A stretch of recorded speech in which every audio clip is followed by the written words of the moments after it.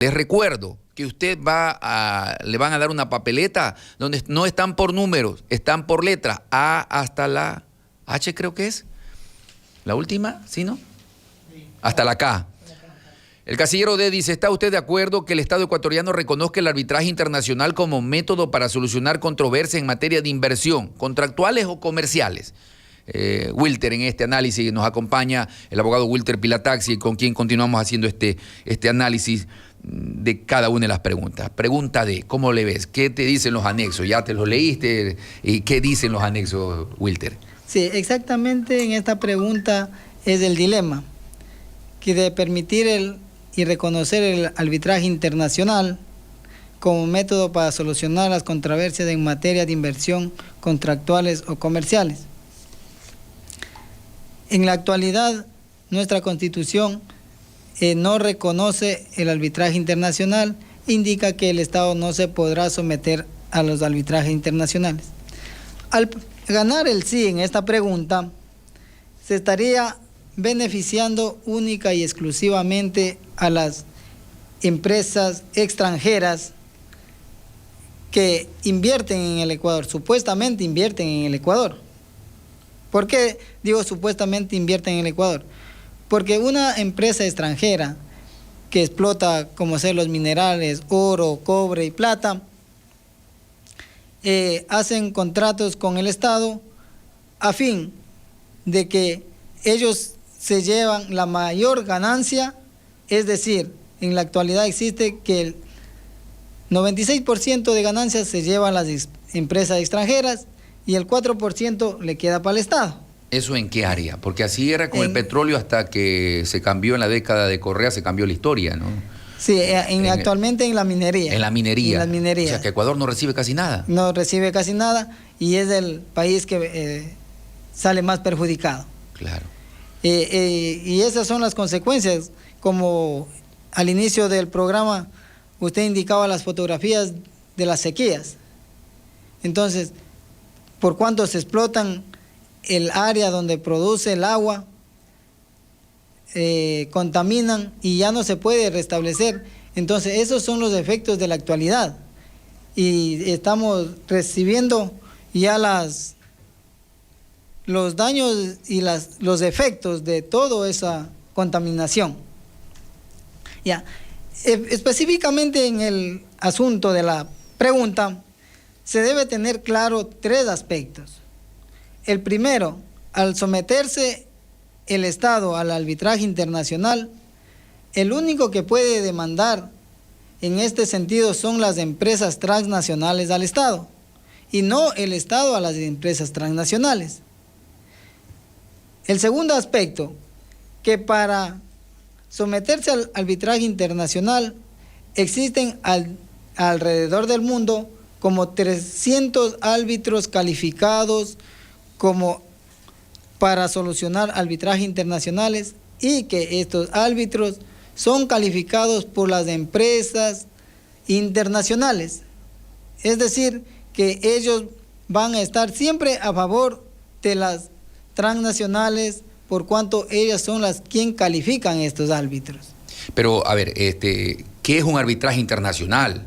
El arbitraje debe haber acuerdo de las partes, porque si tú y yo estamos en un dilema, para someternos a un arbitraje tenemos que ponernos de acuerdo los dos, porque si no estamos de acuerdo no vamos a arbitraje.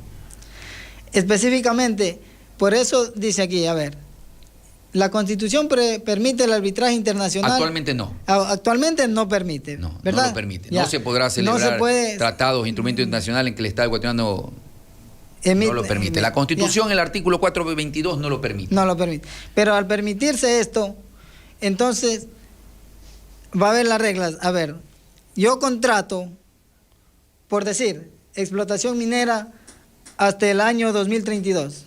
Ya.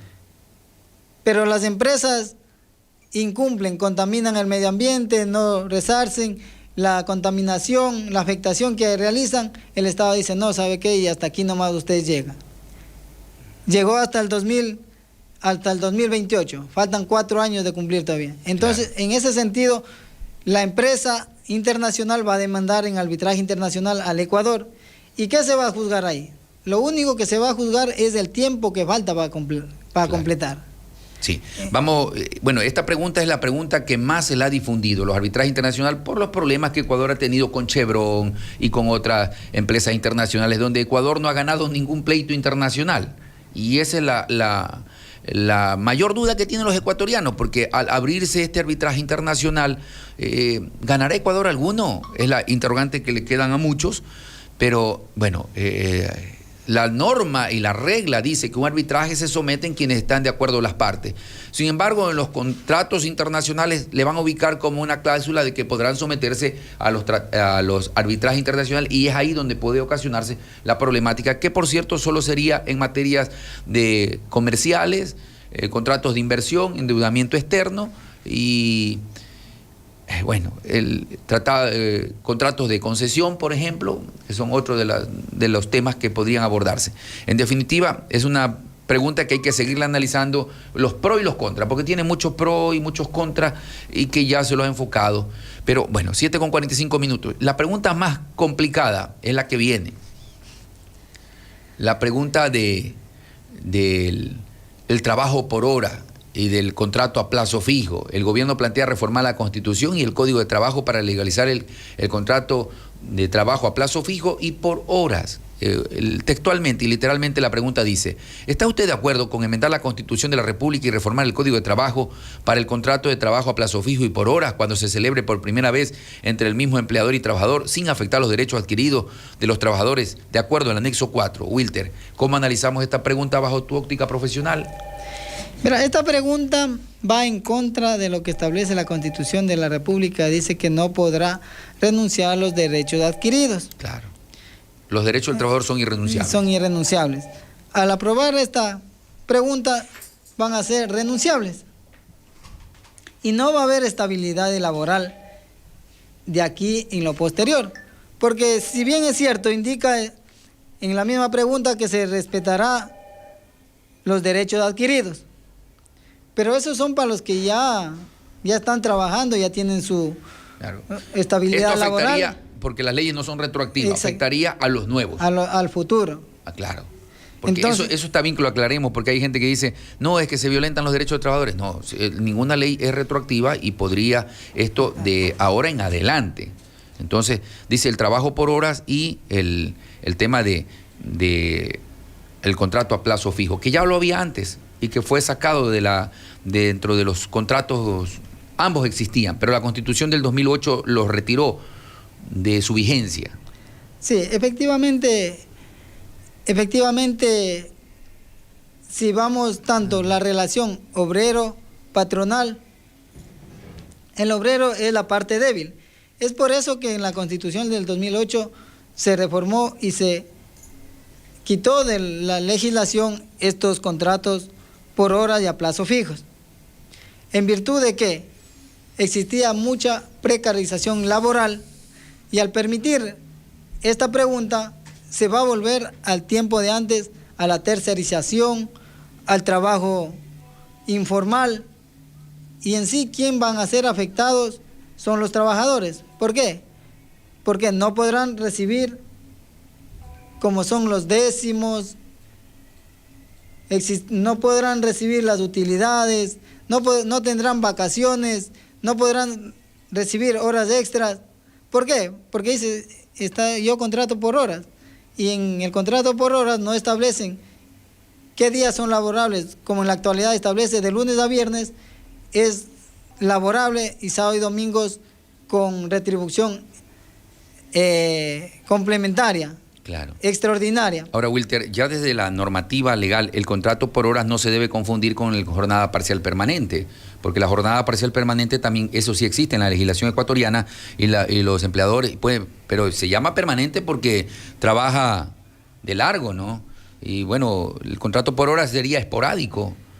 Hay que diferenciar con el de jornada parcial permanente, porque además el contrato por horas no tendría seguridad social. Porque para jornada parcial permanente, que te coja la seguridad social, debes afiliar lo mínimo por 4 horas. Si no, no te coge la página del Seguro Social para afiliarlo. Exactamente.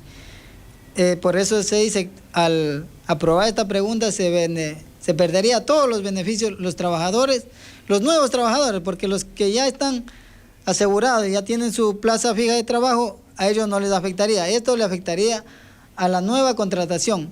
A la nueva contratación. Sí, el gobierno debería responder porque el Ecuador tiene firmado tratados y convenios internacionales con la OIT y no se puede hacer regresión de derechos. Es decir, un contrato por horas debe contemplar todos los derechos. Ahora, difícilmente le pueden conceder derecho a la seguridad social por una hora. Ahí viene la problemática, el vacío legal. No me voy ni para el un lado ni para el otro, sino que el vacío, ¿cómo le das a un contrato por hora seguridad social si lo vas a contratar solo una hora?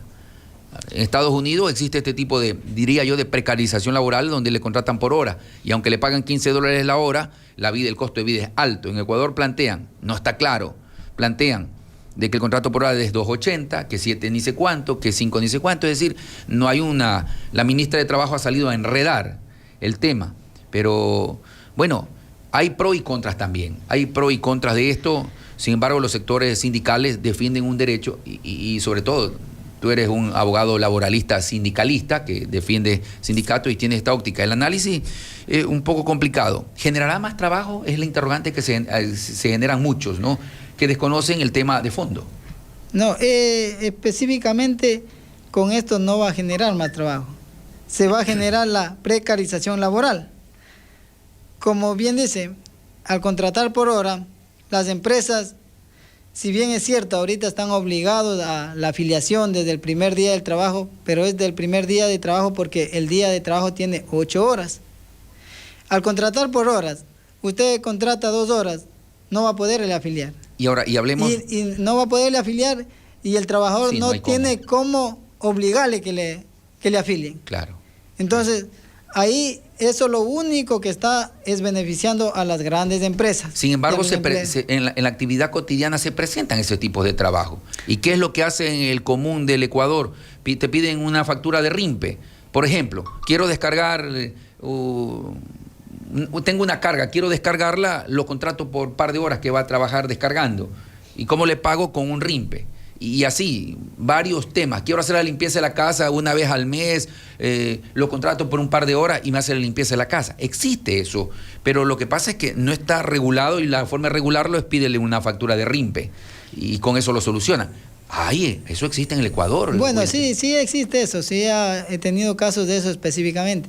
Pero hay en la actualidad uno sí se puede reclamar ante el juez del trabajo que le reconozcan tanto la afiliación al IES, los décimos y todos los beneficios laborales, por cuanto no existe esa figura de que yo presto un servicio y facturo.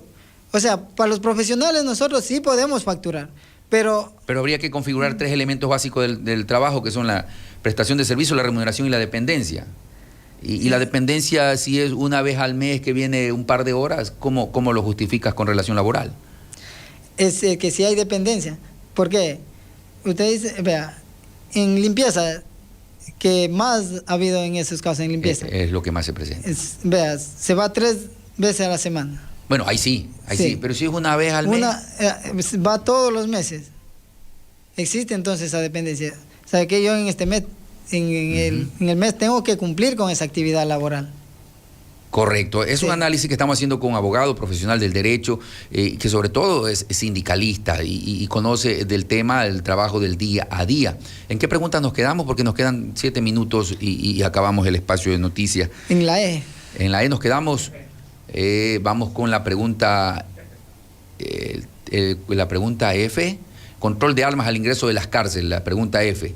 Del referéndum. El gobierno quiere que la ciudadanía autorice la ejecución permanente de operativos de control en las inmediaciones de las cárceles del país. Yo creo que eso ahí hasta ni discutible.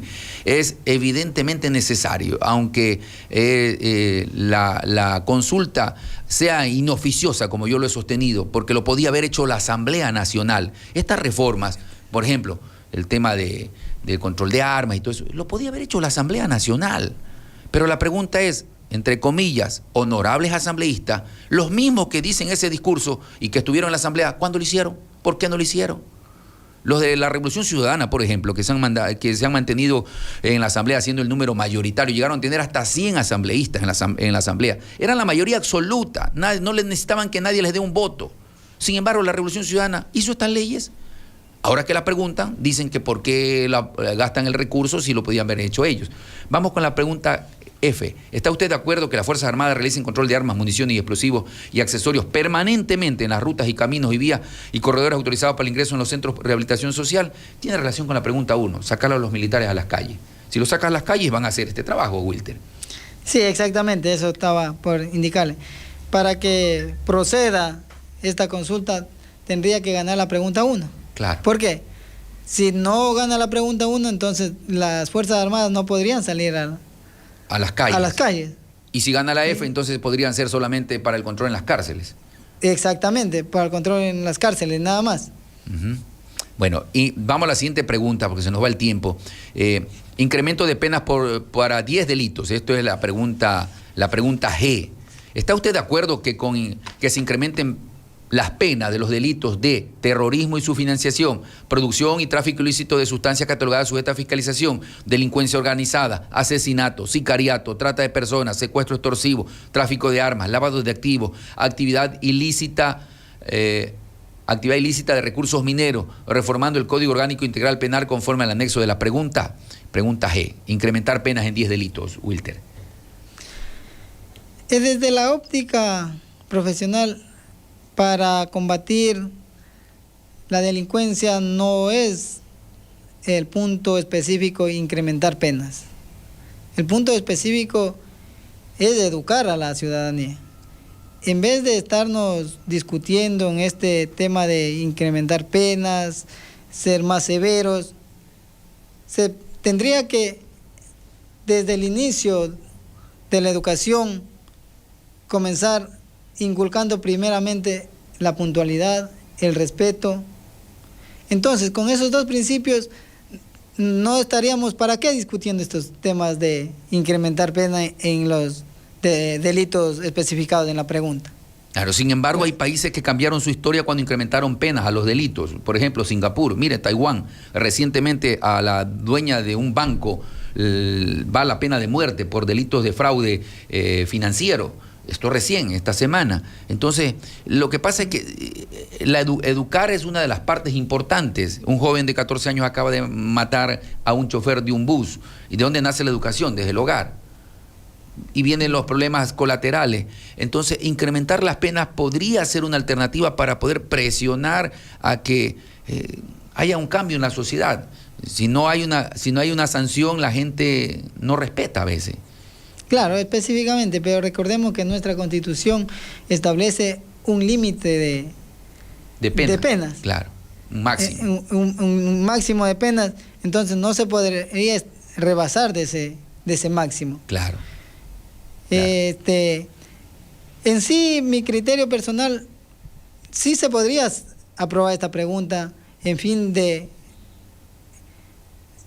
pausar un poco, de disminuir un poco el crimen organizado. No es la solución, pero va a ayudar en algo. Claro, va a ayudar en algo, porque la solución no es, la solución al 100% no es de que se incrementan las penas y ya se va a solucionar esta... Claro, no, indiscutiblemente, es imposible solucionar solo porque... Pero en algo va a... Y otra, no sé si que es en esta o en la siguiente pregunta... La siguiente pregunta es sobre la sentencia. Yo creo que eso de darle que porque se portó bien, que bajarle, deben cumplir la pena completa en las cárceles. Sentencias completas en prisión, esto dice la pregunta H de la consulta y referendo. Le doy lectura. ¿Está usted de acuerdo con que las personas privadas de libertad cumplan la totalidad de su pena dentro del Centro de Rehabilitación Social en los delitos detallados en el anexo de la pregunta, reformando el Código Orgánico Integral Penal conforme consta en el referido anexo? ¿Deben cumplir la pena total en las cárceles? Yo creo que sí, Wilter. Más de todo en ciertos delitos, ¿no? Claro, en ciertos delitos habría que ser que cumplan la pena totalidad, porque en la actualidad sí existen esos beneficios a personas que realmente no requieren esos beneficios. Por cuanto cumplen, dice, el 60%, ya deben presentarse periódicamente, o si cumplen el 80%, ya hacen solo trabajo social, ya no se presentan, pero de la experiencia que he tenido, de las personas que han salido con ese régimen semiabierto, ¿vuelven a delinquir? Exactamente. Casi el 80% vuelve a delinquir y nuevamente son integrados a las cárceles. Incluso hay personas que se benefician de este régimen y no cumplen y que se les declara prófugos y nuevamente están en las calles haciendo estas actividades ilícitas. En la lista están el financiamiento por terrorismo, reclutamiento de menores con fines delictivos, secuestro extorsivo, producción ilícita de sustancia catalogada y sujeta a fiscalización, actividad ilícita de recursos mineros, armas de fuego, municiones y explosivos prohibidos o no autorizados, tenencia y porte de armas, extorsión, revelación de identidad de agente encubierto, oferta de realizar tráfico de influencia y testaferrismo. Ellos no les reducirán las penas, la cumplirán en su totalidad, es lo que plantea la pregunta. Exactamente. La pregunta H, y vamos con la I. Tenencia o porte de armas de uso militar como delito. La pregunta I de la consulta dice: ¿está usted de acuerdo con que se tipifique el delito de tenencia o porte de armas, municiones o componentes que son de uso privativo de las Fuerzas Armadas o Policía Nacional sin afectar a las armas de fuego permitidas para uso civil, reformando el Código Orgánico Integral Penal conforme al anexo de la pregunta? Wilter. Esto existe ya en la actualidad en el Código Orgánico Integral Penal, en el cual dice tenencia o porte de armas. Sí, está permitido, sí, hay que hacer el trámite para poder tener legalmente. Legalmente, y nada. Y no... O sea, no tiene tanta influencia esta pregunta, porque si no tiene permiso, ya en la actualidad existe ya una tipificación como delito en el Código Orgánico Integral Penal. Entonces, para mi punto de vista, esta pregunta es inoficiosa. Claro, sí, ya existe. Sin embargo, lo están preguntando para ratificarlo. Armas incautadas para uso de las Fuerzas Armadas y Policía Nacional. ¿Qué dice la pregunta J?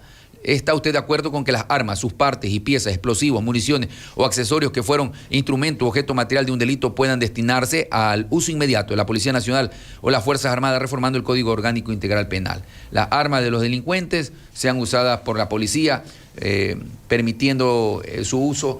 Yo lo que digo es, si le permiten que la policía pueda utilizar esta arma para la compra de, cuando se les acabe la compra de los implementos necesarios, las balas, por ejemplo. O sea, será un problema en compras públicas, aunque dicen unos que no.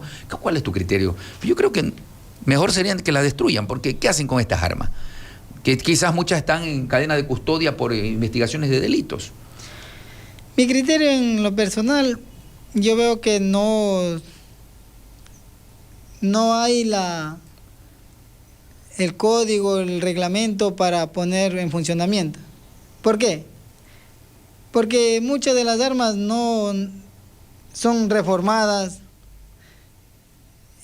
son de fabricación artesanal, y más de las armas de fabricación artesanal no son seguras.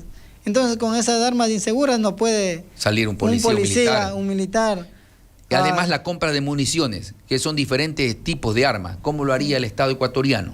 Si se sobreentiende que el Estado utiliza el mismo tipo de dotación para todo el ejército, para toda la policía, porque cuando haya compra de municiones lo puede hacer en lote. Pero no va a hacer compra para este tipo de arma, para esta otra arma. Se convertiría en un problema. Se convertiría en un problema, y más se estaría facilitando al crimen organizado a que pueda obtener con más facilidad estas municiones. ¿Por qué? Porque el Estado mismo está pidiendo que se fabriquen ya esas municiones. Claro. Y en la pregunta acá, en esta sí necesitamos un amplio análisis y cerramos con esto el espacio informativo. ¿Está usted de acuerdo con que el Estado proceda a ser titular, o sea, propietario de los bienes de origen ilícito o injustificado, simplificado el procedimiento de la Ley Orgánica de Extradición de Dominio conforme al anexo de la pregunta? ¿Qué opinas de esto? Que los bienes ilícitos, oiga, en la pandemia se enriquecieron algunos vendiéndole fundas a ni sé cuántos dólares al Estado, y ellos tenían bienes ilícitos. Sin embargo, jueces le restituyeron bienes a algunos, como a Daniel Salcedo, por ejemplo. Bueno, estos bienes ilícitos, ¿qué opinas? ¿Deben pasar al Estado directamente o no? La pregunta es sí o no. La pregunta es sí o no. Para mi criterio, sí debían ser, pero como la ley no es retroactiva, sería para el futuro. Claro. Entonces, sí debería aprobarse esta pregunta con el fin de que en el futuro ya no existan estos enriquecimientos ilícitos y en base a aprovechándose una situación como fue en la pandemia. Como no había control de las compras, ventas y de la calidad, entonces muchos empresarios se aprovecharon de esto y triplicaron sus patrimonios. En este sentido, una vez comprobado exactamente que sí existió este enriquecimiento ilícito, sí es factible que sea retribuido al Estado. Porque además cumplen las penas y luego salen en libertad y empiezan a hacer cómo recuperar sus bienes. Y muchos han recuperado los bienes después de que cumplieron las penas. Eso ocurría en Ecuador hasta ahora. Pero quizás tipificando de que ya no pasen directamente al Estado ecuatoriano aquellos que están en terrorismo, narcotráfico, minería ilegal, entre otros que obtienen bienes de forma ilícita, de forma fraudulenta, afectando al Estado, debe pasar. Bueno, hemos hecho un breve resumen de las últimas preguntas de diálogo. Wilter, en la parte final, pues agradecerte por acompañarnos en este diálogo en esta mañana, donde hemos dado lectura a todas las preguntas de la consulta popular y que la ciudadanía decida por sí o por no, y que la noche del domingo ya los resultados reflejen. Lamentablemente se le da rostro a la consulta y algunos dicen sí porque están a favor del gobierno o porque les cae mal tal o cual político, y algunos dicen no porque les cae mal el gobierno o porque son de tal o cual línea política, y le dan rostro a las preguntas cuando son reformas que literalmente se incluirían en la Constitución y otras leyes que para muchos podrá mejorar o para otros no servirá de nada. Cada quien tiene su criterio. Wilter, en la parte final, agradecerte. Sí, efectivamente, esta consulta popular más está relacionada con la popularidad del presidente. En esta, si bien es cierto, se está decidiendo sobre asuntos de seguridad nacional, también refleja y va a reflejar mucho en la popularidad del presidente. Y en este sentido, también él se está midiendo hasta dónde puede llegar como presidente y su aceptación.